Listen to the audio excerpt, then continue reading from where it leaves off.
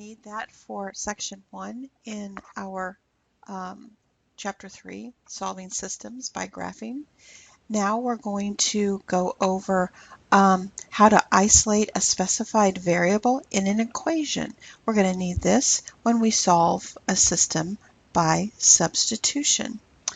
So, a couple of things to keep in mind when you want to isolate a variable in an equation. Distribute if you have to, if needed. Move any variable or constant term to the other side. Okay, so these will be terms separated by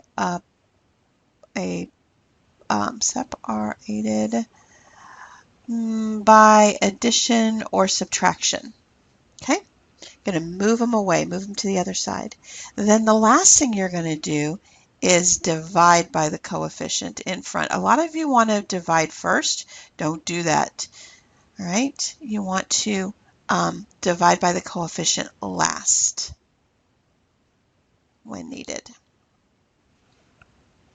So let's do a couple of these. This problem, the first one, is asking us to solve for x. That means I have to get x alone. Get x alone. That's isolate x. Isolate x. Those are all different words for the same thing. All right, solve for x. So I'm going to add y to both sides. So I get x is equal to 5 plus y.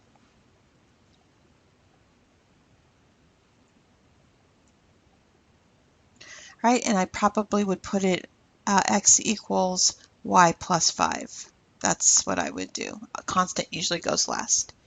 The second example, they want me to solve for y. That means get y all alone with a coefficient of 1.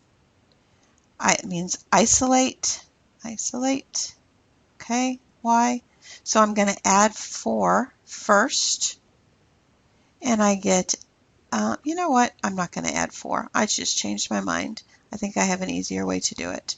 I think I'm going to subtract x from both sides.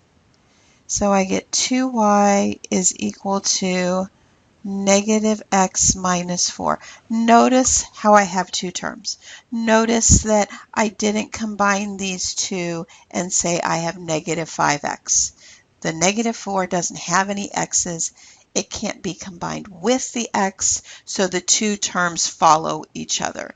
Now I'm going to divide every term by 2, and I get y equals negative 1/2 x minus 2.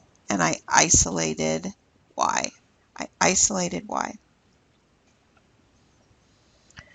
This one is asking us to solve for x, so I'm going to add 2y to both sides. And I cannot add negative 6 and 2y, so these two terms have to just follow each other. So I get 3x is equal to, I'm going to put my y first, 2y minus 6, and now I'm going to divide everything by 3. And I get x is equal to 2/3 y minus 2. I solved for x. The first thing I did was moved terms away. Then I divided by the coefficient.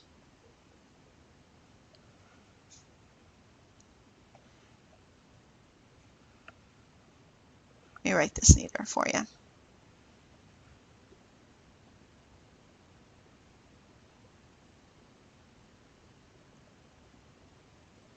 Okay. Now for this last example, I'm going to distribute first, and then I'm going to show you a way to do it without distributing. So here we go. I'm going to distribute first. I'm going to move my 10 over to the other side.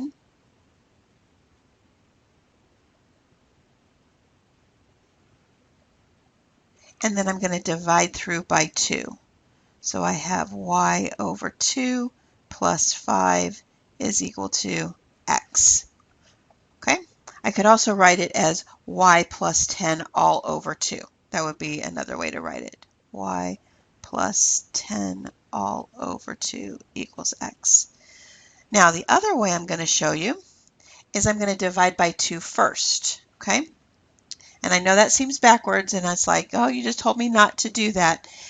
But I can because it's sitting out. It's like when I have it out in front of the absolute value, I can divide through, okay? So I have y over 2 is equal to x minus 5.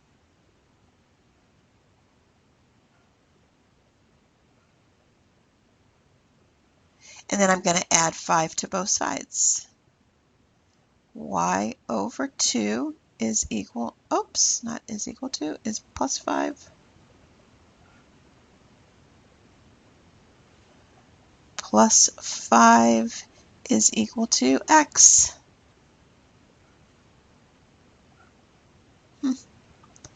Bummer. There we go.